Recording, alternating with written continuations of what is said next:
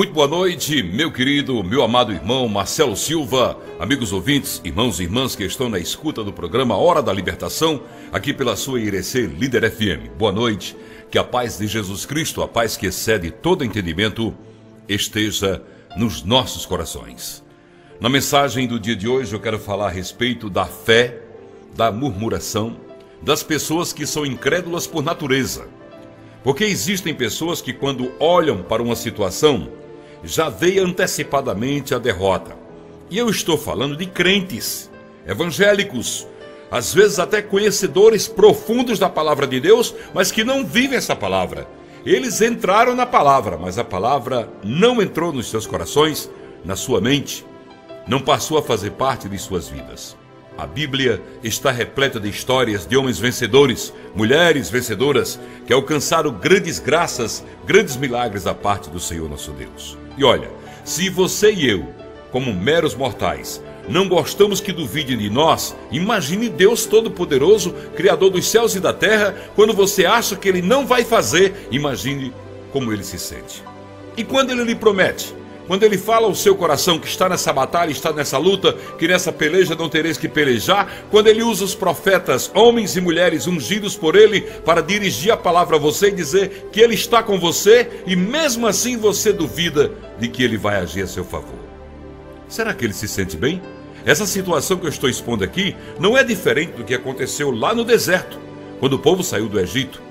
Quando murmuraram e por isso não herdaram a terra prometida, não entraram no descanso do Senhor da terra prometida.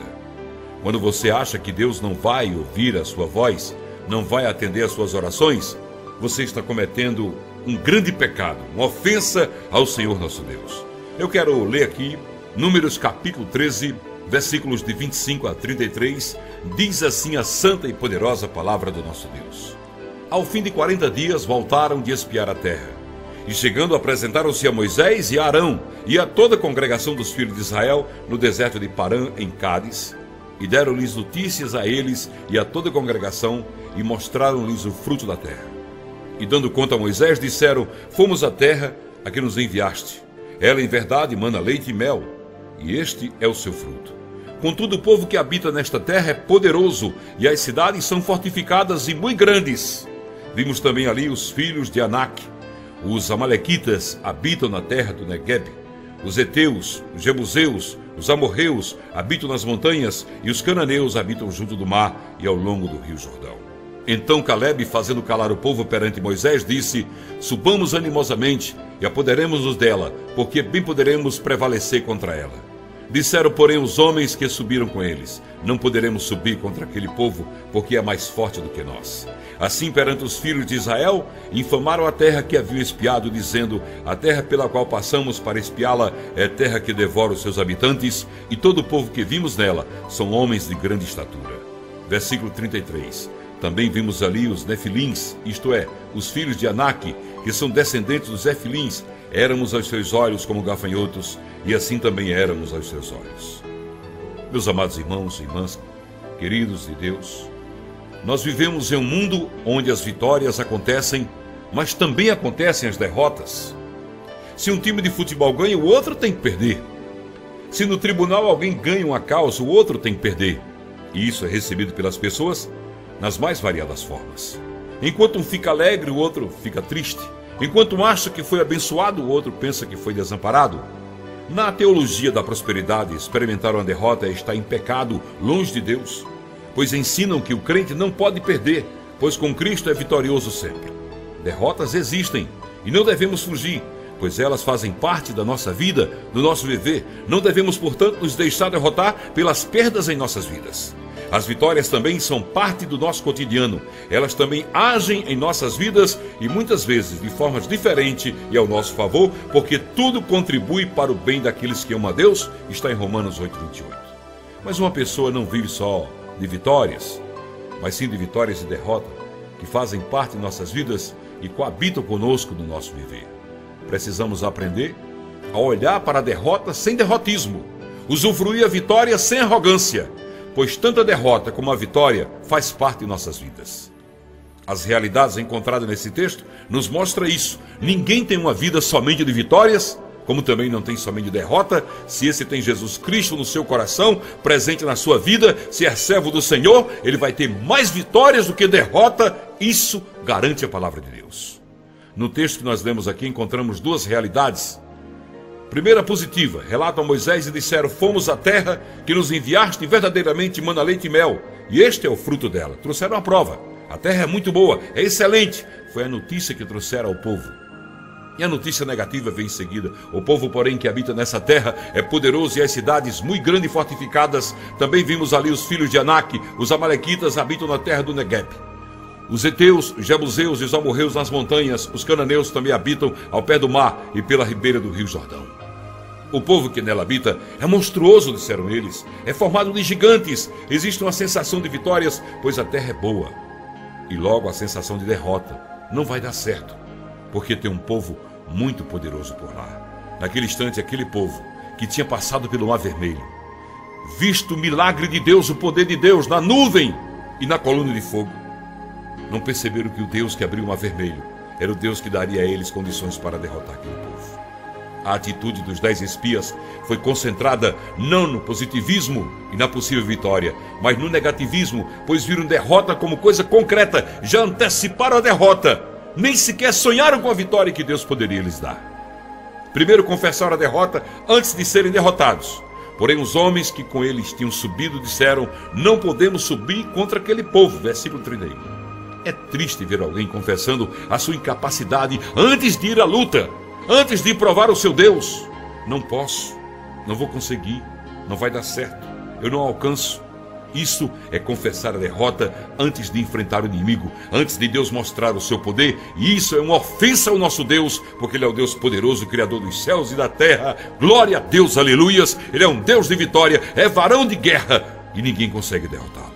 Segundo, ressaltar os defeitos e os problemas ao invés das coisas boas que estavam ali. E diante dos filhos de Israel, infamaram a terra que haviam espiado, dizendo: a terra pelo meio da qual passamos a espiar é terra que devora os seus moradores.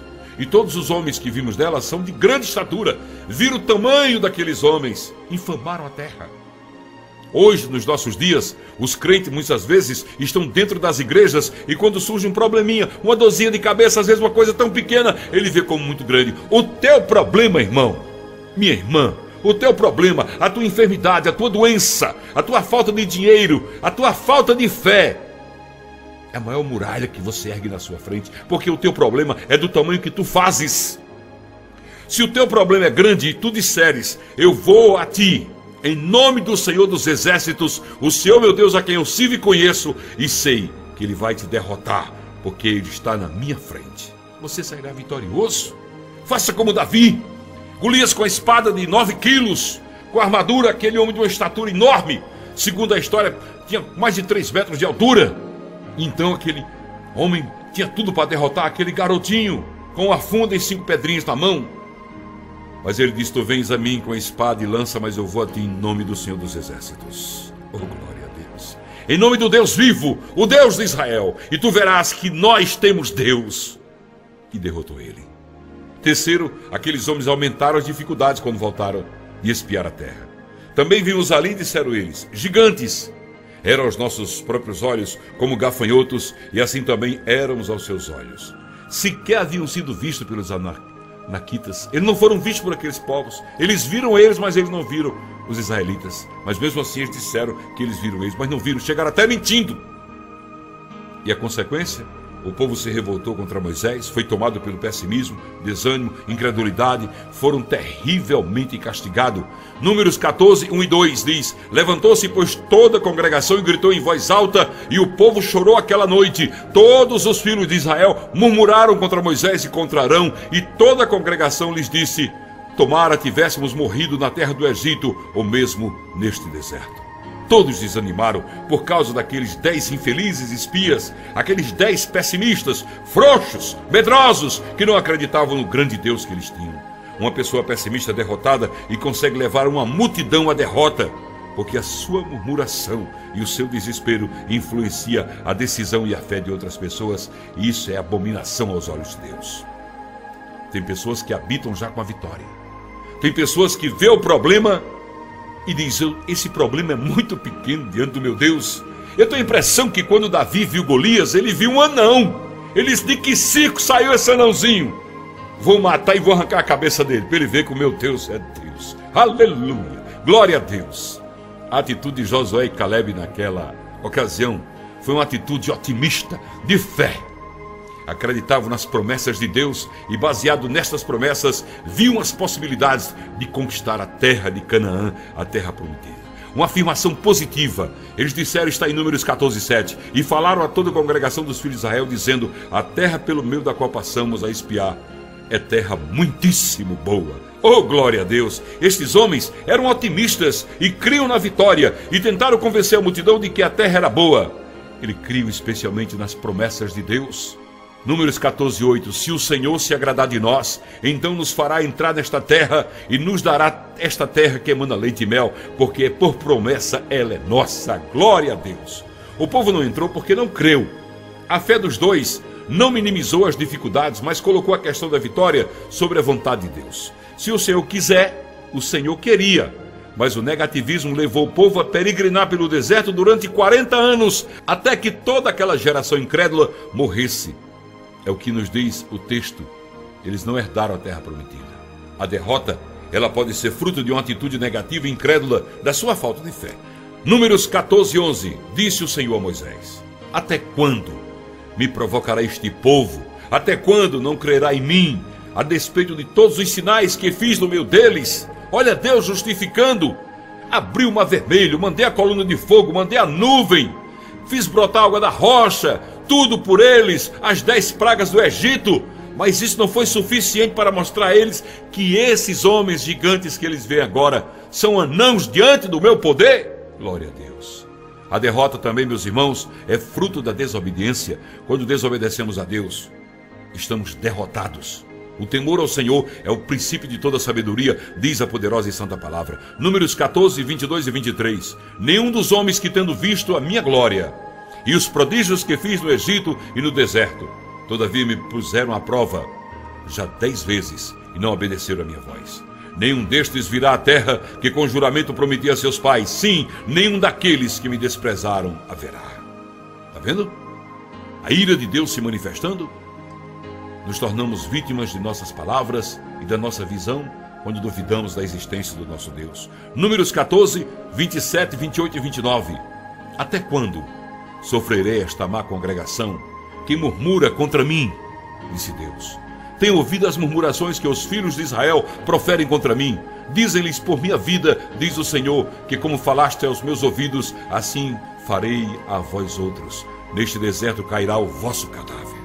Vê a sentença de Deus: nesse deserto cairá o vosso cadáver. Ou seja, vocês não herdarão a terra prometida porque não merecem, porque duvidaram da minha glória, do meu poder, duvidaram mesmo tendo visto tudo que eu já realizei. Nós precisamos acreditar em Deus, irmãos. Como é que você vai servir a Deus? Como é que você vai glorificar a Deus? Como é que você vai dizer que Deus é o seu Senhor e Salvador e você não crê no poder desse Deus que tem feito maravilhas em tua vida? Vira a tua cabeça para trás, olha para o teu passado, vai para o retrovisor da tua vida e veja as maravilhas que Deus já operou no teu viver. E glorifica esse Deus de poder e receba dele uma unção nova na tua vida. Fica com essa palavra no teu coração. Que essa palavra te incomode cada vez que a tua fé falhar. Que essa palavra venha ao seu coração, batendo forte no teu coração, para que você sinta a presença desse Deus poderoso todas as vezes que você quiser recuar. Aleluia. Que Deus seja louvado na minha e na tua vida. Irmão Marcelo, um grande abraço, meu. Você, seus ouvintes, nossos irmãos e irmãs, fiquem todos na paz do Senhor e Salvador Jesus Cristo. E que o nosso Redentor, que reina para sempre, esteja sempre a nos socorrer e aumentar a nossa fé. Amém.